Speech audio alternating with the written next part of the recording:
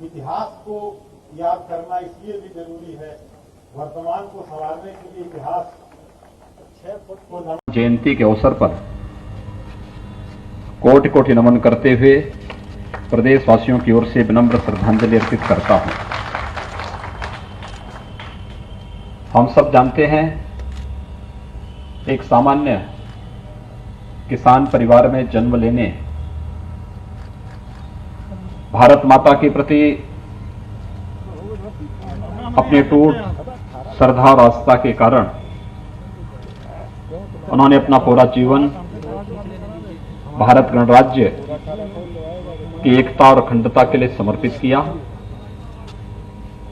एक महान स्वतंत्रता संग्राम सेनानी होने के साथ ही भारत के अंदर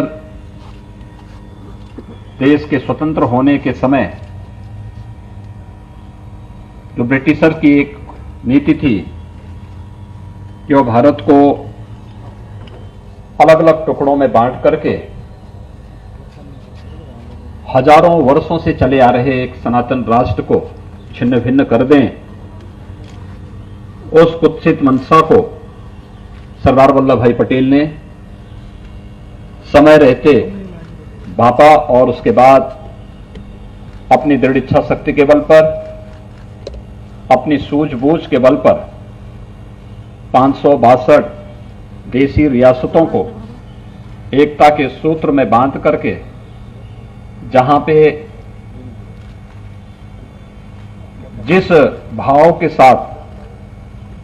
भारत की एकता को सुदृढ़ रखा जा सकता था,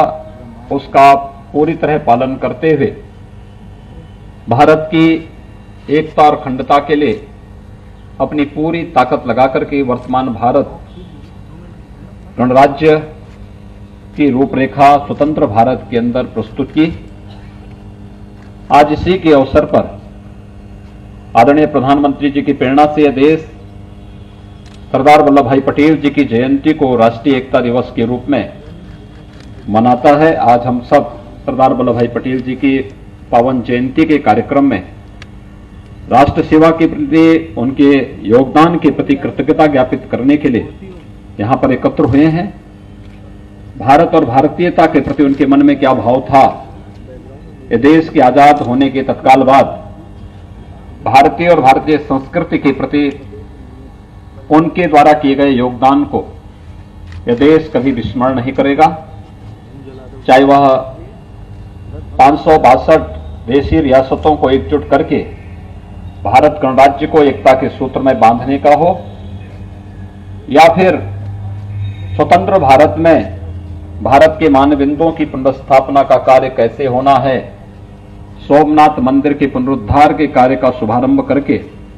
उन्होंने इन सभी कार्यक्रमों और स्वतंत्र भारत की नींव किस रूप में आगे बढ़नी चाहिए, वह इस देश के सामने और दुनिया के सामने प्रस्तुत किया। आज हम सबका सौभाग्य है कि सरदार वल्लभ भाई पटेल जी के बाद आज अयोध्या में मर्यादा पुरुषोत्तम भगवान श्री राम के भव्य मंदिर के निर्माण कार्य का शुभारंभ आदरणीय प्रधानमंत्री जी के कर कमलों से प्रारंभ होने के साथ भारत ने सरदार पटेल के उन सपनों को साकार करने की दिशा में महत्वपूर्ण कदम बढ़ाए हैं। मैं आज के इस अवसर पर एक बार फिर से सरदार वल्लभ भाई पटेल जी की पावन जयंती के अवसर पर भारत माता के उस महान सपूत के प्रति अपनी विनम्र श्रद्धांजलि अर्पित करते हुए उन्हें कोटि कोटि नमन करता हूं। धन्यवाद। जय हिंद।